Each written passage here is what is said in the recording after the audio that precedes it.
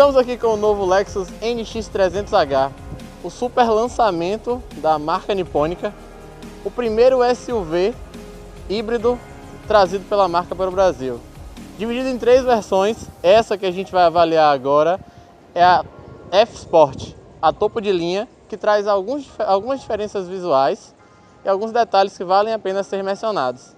Principalmente na questão estética. Se a gente for começar a notar detalhes, a gente percebe que grade dianteira no F-Sport é diferente, as rodas são diferentes e um outro detalhe importantíssimo. Nas versões Dynamic, o carro conta com teto solar elétrico, com sistema de abertura, e na F-Sport nós temos um teto panorâmico, que a gente vai falar um pouco mais, conhecendo um pouco mais sobre o carro agora.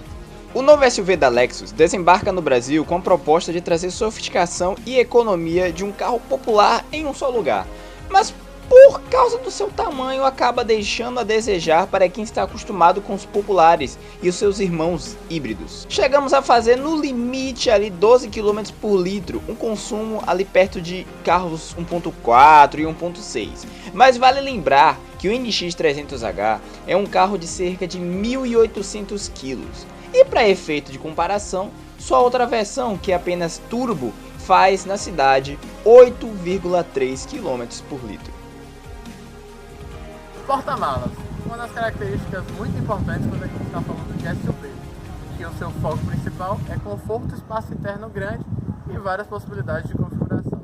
No caso do NX300H, a gente está falando de um porta-mala de 475 litros, com 2 tipos de possibilidades de fazer a abertura deles.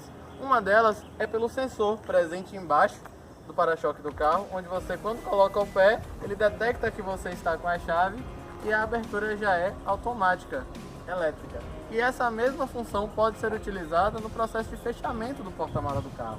Basta você colocar o pé embaixo, ele vai dar uma sinalização e fazer o fechamento da porta quando você estiver com as mãos ocupadas ou algo do tipo. O sistema motriz dispõe de 2 motores elétricos, um de 143 cavalos e outro de 67, e uma combustão de 155.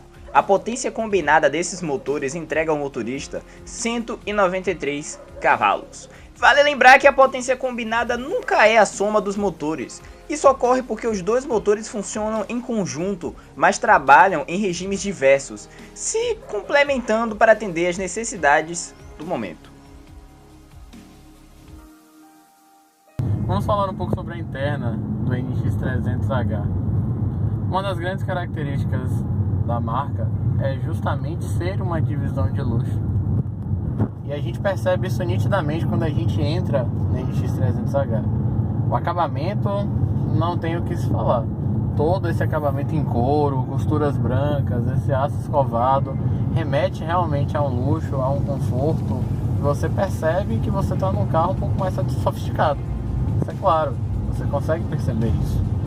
E a gente começa a perceber um pouco do requinte que a gente tem dentro desse carro, quando a gente começa a perceber alguns detalhes do painel, como essa parte mais avantajada que eles têm aqui, o relógio tradicional da Lexus, lindíssimo, dá um luxo fantástico dentro do carro. Um pouco sobre a experiência de dirigir, o carro é extremamente silencioso. E acredite, inclusive quando ele está com o motor a combustão ligado, ele também é silencioso. Eu acho que para um SUV, vamos lá, ele fala que a gente tem aí algo em torno de 12 km com litro, numa média, utilizando os 2 motores, combinando, né? Mas assim, a gente percebe que é um consumo bom, mas poderia ser um pouco melhor, já que a gente está falando de híbrido. Alguns recursos que a gente percebe que o carro tem: ar-condicionado dual zone, partida no botão, os 2 bancos, tanto dianteiro quanto, os 2 bancos dianteiros, carona e motorista, são elétricos. Isso é importante citar. O banco do motorista ele tem memória de 3 posições e tem um sistema interessante chamado Return e Away, que é um sistema que quando você desliga o carro ele recolhe o banco e o volante numa posição que seria mais confortável para você sair do carro. Quando você retorna para o carro que você liga, ele automaticamente se coloca na posição daquela memória que você deixou predefinida ou a última memória que você utilizou. Sistema multimídia de 10.3 polegadas. Acho que a única coisa que faltava no multimídia é um CarPlay e um Android Auto. A gente está falando de um carro que acabou de ser lançado e a gente não encontrou essa função. Se essa função existe, eu peço desculpas a vocês por não ter encontrado. É um detalhe, inclusive, do sistema multimídia. Ele é um pouquinho complicado de você pegar o jeito, mas quando você aprende a usar, aí deslancha perfeitamente, porque ele é todo comandado através desse touchpad existente aqui no painel, além desses botões. O sistema multimídia, ele tem a questão de Bluetooth, GPS, leitor de DVD, etc. Dá pra gente passear um pouco sobre ele. Um detalhe bem legal é essa questão da divisão das telas. Então, se eu acionar aqui o menu, eu consigo visualizar funções de GPS, rádio, mídia, telefone. Ele tem TV digital, sistema. Já aqui no painel a gente tem uma telinha provavelmente de umas 4 polegadas. Eu não peguei essa especificação, na verdade, mas também bem completa, acompanhando praticamente todas as funções que a gente tem no multimídia. Então ele traz informações sobre o computador de bordo, traz informações sobre sistema de som, traz bússola, traz detalhes sobre o GPS. Então não te dá nenhum trabalho de você ter que ficar olhando para o multimídia sempre que você precisar de alguma coisa. Uma característica interessante é que esse carro conta com head-up display.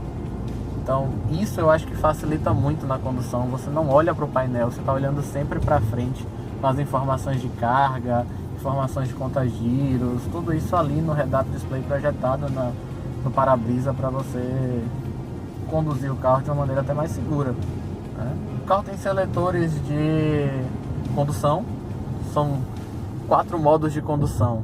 Ele tem o Eco, que ele traz algumas informações sobre carga de bateria, de acordo com o seu pé, acelerador, tal. Você consegue ter noção se você está utilizando apenas o motor elétrico, o motor a combustão também, se você está carregando a bateria, se você não está carregando a bateria, está só acelerando, né?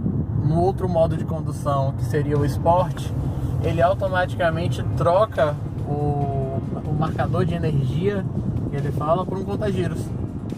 E aí você realmente pode ter uma condução muito mais esportiva.